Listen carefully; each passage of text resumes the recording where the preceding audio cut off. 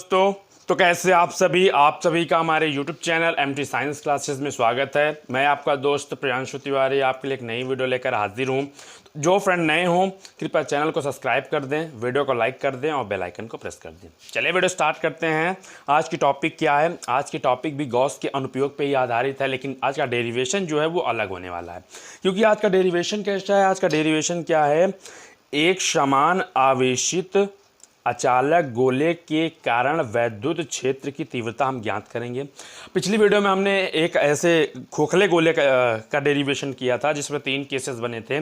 पहला, गोली कोष के बाहर, खोखले गोले के बाहर, खोखले गोले की सतह पर, खोखले गोले के अंदर, ये 3 प्रोसेस बने थे। जस्ट इसी तरीके से इस डेरिवेशन में भी 3 प्रोसेस ही बनेंगे। पहला अचालक गोले के बाहर, दूसरा अचालक गोले की सतह पर, तीसरा अचालक गोले के अंदर। ये 3 प्रोसेस बनेंगे। उससे पहले अगर आपने पिछली वीडियो नहीं देखी है तो डिस्क्रिप्शन में आपको उसकी लिंक पड़ी है, वो वीडियो देख लीजिए। क्योंकि उस जैसा ही एकदम सेम टू सेम ये होगा, पूरा डेरिवेशन सेम टू सेम ही ऐसा होगा, लेकिन यहाँ पे बस वही आवेश घनत्व जो है वो चेंज हो जाएगा। तो बस उतना ही है। चलिए स्टार्ट करते हैं। पहले एक फिगर हम ड्रॉ कर लेते हैं। एक हम फिगर ऐसे बना लेंगे। फिगर क्या करेंगे? फिगर ऐसे बना लेंगे। ऐसे मान लो कोई एक गोला है, ठीक है ना। गोला है, ये एक समान आवेशित है। इस पर हम एक समान आवेश दे देते हैं। इस पर हम एक समान आवेश दे देते हैं प्लस क्यू। हम थोड़ा सा दूरी दूरी दिखाएंगे, लेकिन ये गोला एक समान रूप से क्या है? आवेशों से भरा पड़ा है, ठीक है ना। प्लस क्यू आवेश। उसके बाद इस गोले से एक हम बाहर की ओर एक गॉसियन पृष्ठ खींच लेंगे, वृत्ताकार गॉसियन पृष्ठ ऐसे खींच लेंगे, ठीक है ना। गॉसियन पृष्ठ ही खींचना सबसे अच्छी, गॉस के नियम का अनुप्रयोग में गॉसियन पृष्ठ ही आपको क्या करना पड़ेगा? खींचना पड़ेगा। ये एक वृत्ताकार हमने गॉसियन पृष्ठ खींच लिया। अब दोनों की रेडियस जैसे पिछले वीडियो में हमने मानी थी, इस बार भी मानेंगे। तो बड़े वाले वृत्त की आप या तो कैपिटल आर मान लीजिए या तो स्मॉल आर, कुछ भी मान सकते हैं। बस आप डेरिवेशन करते समय दोनों का ध्यान रखना है बस, ठीक है ना। तो यहाँ पर आप क्या मान लो? इसको स्मॉल आर मान लो, इसको कैपिटल आर मान लो। दोनों की त्रिज्याएं मान ली गई। और क्या करो, अब थोड़ा सा इसको आगे बढ़ा दो। अति सूक्ष्म क्षेत्रफल हम यहाँ पे ले लेंगे पॉइंट पी। ये पॉइंट पी हो गया। और वेक्टर ई और एरिया वेक्टर डी ए दोनों एक ही डायरेक्शन में होंगे, ठीक है ना। ये हो गया आपका वो। इनके मतलब थीटा कितना बनेगा? थीटा एंगल कितना बनेगा? एंगल पहले से आपको बता दे रहे हैं कि थीटा इज इक्वल 0 एंस बनेगा, क्योंकि ये दोनों एक ही डायरेक्शन में है, ठीक है ना। ठीक है ना। अब उसके बाद आपको कुछ माना लिख लेना है, वो मैं आपको पढ़ के बता देता हूँ। या तो आपको क्या कर सकते हैं, इस फिगर को जैसे आपने बनाया सिर्फ उससे आपको बना लेना है। आप क्या करोगे? माना कैपिटल आर त्रिज्या का एक आवेशित अचालक गोला है, ठीक है ना, जिसके केंद्र से स्मॉल आर त्रिज्या का एक गॉसियन पृष्ठ क्या किया गया है? एक गॉसियन पृष्ठ खींचा गया है, ठीक है ना। गॉसियन पृष्ठ खींचा गया है। एक समान आवेशित अचालक गोले के कारण हमें तीव्रता क्या करनी है? ज्ञात करनी है। ये तो सिर्फ आप इस हेडिंग के लिए, जो ये टॉपिक है, इसके लिए एक माना लिखे हुए। उसके बाद आप जब फर्स्ट केस यानी कि स्थिति पहली आप लगाओगे, स्थिति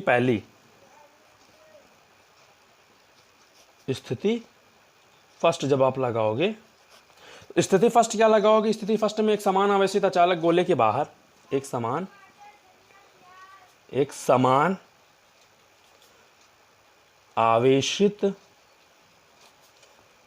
अचालक गोले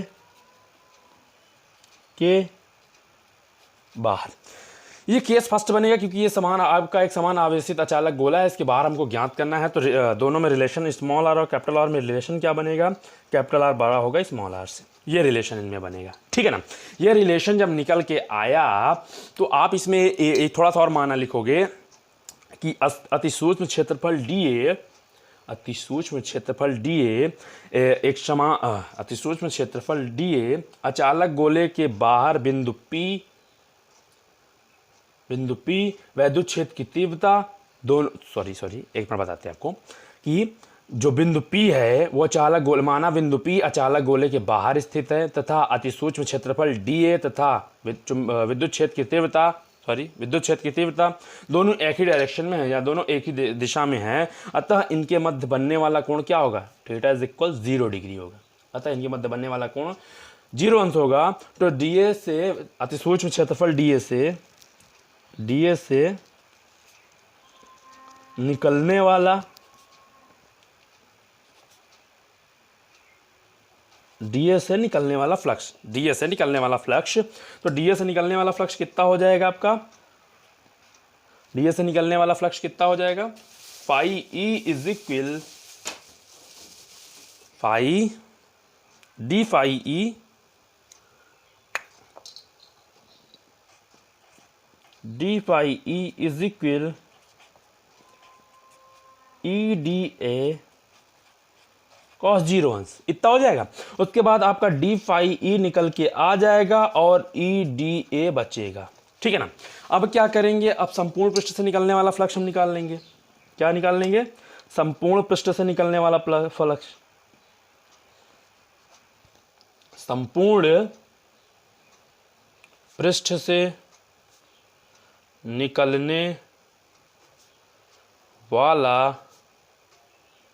फ्लक्स, संपूर्ण पृष्ठ से निकलने वाला फ्लक्स जब आप निकाल लोगे तो कैसे करोगे, इंटीग्रेशन आपको समाकलन आना चाहिए आपको इसके लिए, ठीक है ना। तो आप D phi E is equal E D A, अभी हमने सीमा नहीं रखी है, हमें सीमा रखना है, ठीक है ना, हमें सीमा रखना है। तो सीमा हम कैसे रखेंगे, हम गोले का जो वक्र पृष्ठ होता है, सॉरी गोले का जो गोले का वक्र पृष्ठ होगा, 0 से गोले का वक्र पृष्ठ 4 पाई आर स्क्वायर, इतना होता है वो गोले का वक्र पृष्ठ, ठीक है ना।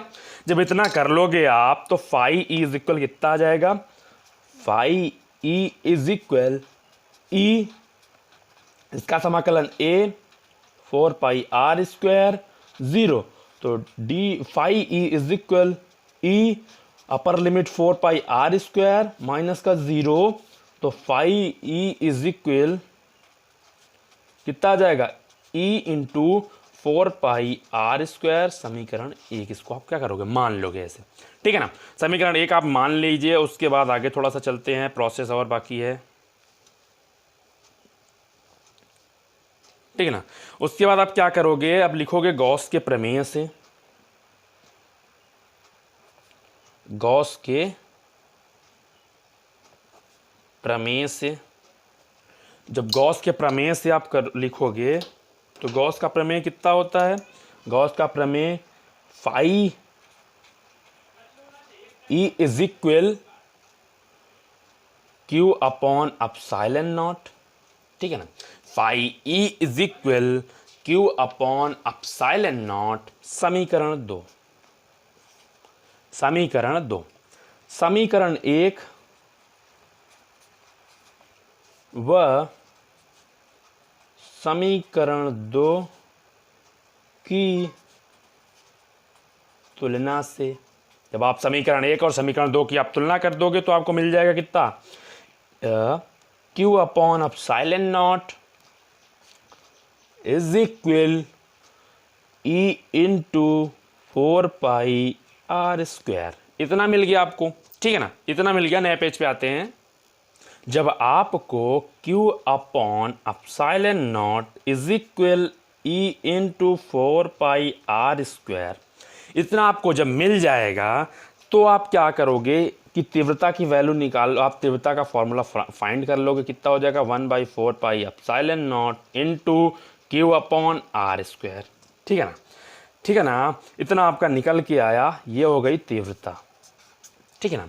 ये किसी भी अचालक, किसी भी एक समान आवेशित अचालक गोले के कारण बाहर जो तीव्रता निकलेगी उसके लिए है ये फर्स्ट केस था, ठीक है ना, स्थिति फर्स्ट थी। स्थिति द्वितीय अब देख लेते हैं हम,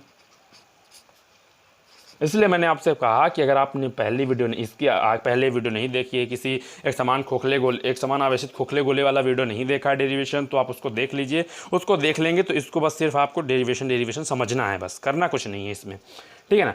सेकंड केस क्या बनेगा, केस सेकंड बनेगा एक समान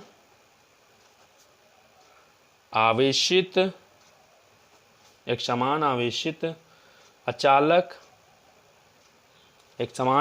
अचालक गोले के पृष्ठ पर तीव्रता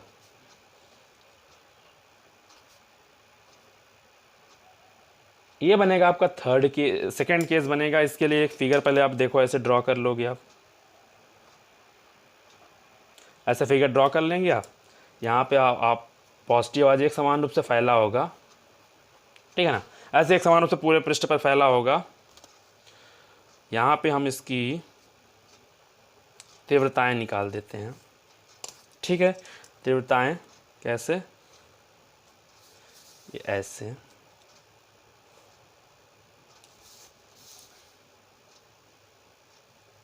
ये ऐसे। अतिसूक्ष्म क्षेत्रफल यहाँ पे है आपका P पॉइंट, ठीक है ना।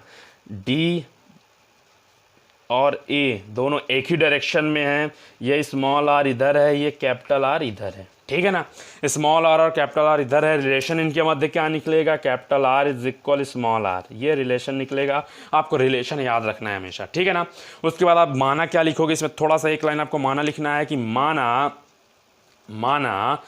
एक समान आवेशित अचालक गोले के पृष्ठ पर क्या बिंदु P स्थित है, जो जिससे r स्मॉल r और कैपिटल R एक दूसरे के क्या हैं, बराबर हैं। तो जो प्रथम यानी स्थिति पर केस फर्स्ट से जो समीकरण प्राप्त हुआ है वो क्या है, वो है E is equal 1/4 pi epsilon naught into Q upon R square.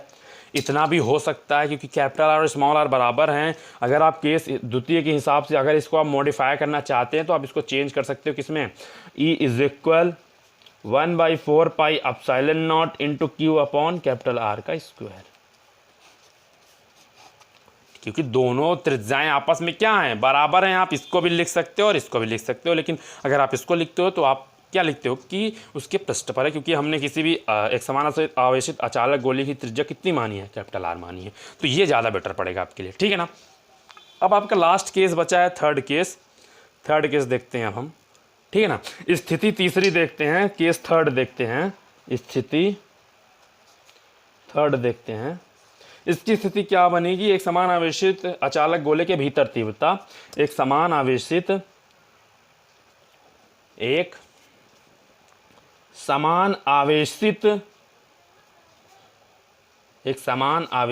अचालक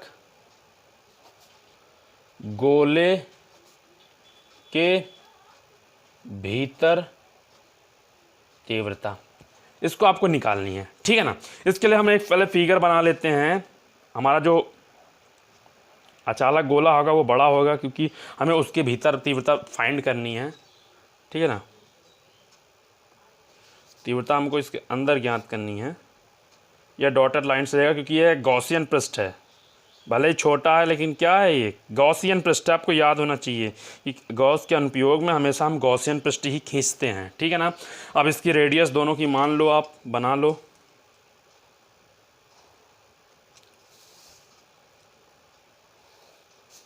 ठीक है ना। ये वाला कैपिटल R, ये स्मॉल r, यहाँ पे आपका पॉइंट P होगा और DA और वेक्टर E, यानी कि तीव्रता और अतिसूक्ष्म क्षेत्रफल दोनों एक ही डायरेक्शन में होंगे, यानी इनके मध्य बनने वाला कोण कितना होगा, 0 डिग्री का होगा। और इसके ऊपर एक समान रूप से प्लस Q आवेश क्या होंगे, संचित होंगे या तो फैले होंगे। आप इसमें माना क्या लिखोगे कि माना ये एक समान आवेशित अचालक गोलीय कोश के भीतर तीव्रता जो है ज्ञात करनी है। पॉइंट P क्या है, R दूरी पर स्थित है। पॉइंट P कहाँ पे स्थित है, R दूरी पर स्थित है। अचालक गोलीय कोश पर आवेश घनत्व तो कौन सा होगा, अचालक गोलीय कोश पर आवेश घनत्व तो आप पहचान सकते हो क्योंकि मैंने आपको पहली डेरिवेशन स्टार्ट करने से पहले गॉस के अनुप्रयोग का मैंने बताया था कि आवेश घनत्व तो कितने प्रकार के होते हैं। उसमें से दो हो चुके हैं, ये तीसरा आवेश घनत्व होगा। इसमें आयतन आवेश घनत्व होगा क्योंकि आवेश जो है इसके अंदर एक समान रूप से फैला हुआ है, इसलिए जब हम इसको पूरे आवेश की गणना करेंगे तो क्या होगी, आयतन आवेश घनत्व लगेगा यहाँ पे। तो इतना आपको मानना लिख लेना है। फिर उसके बाद फिर वही प्रोसेस शुरू होगा, अतिसूक्ष्म क्षेत्रफल। इसमें R और कैपिटल R और स्मॉल r में रिलेशन क्या निकलेगा, कैपिटल R बड़ी होगी स्मॉल r के रिस्पेक्ट में, रिलेशन इतना निकल आएगा।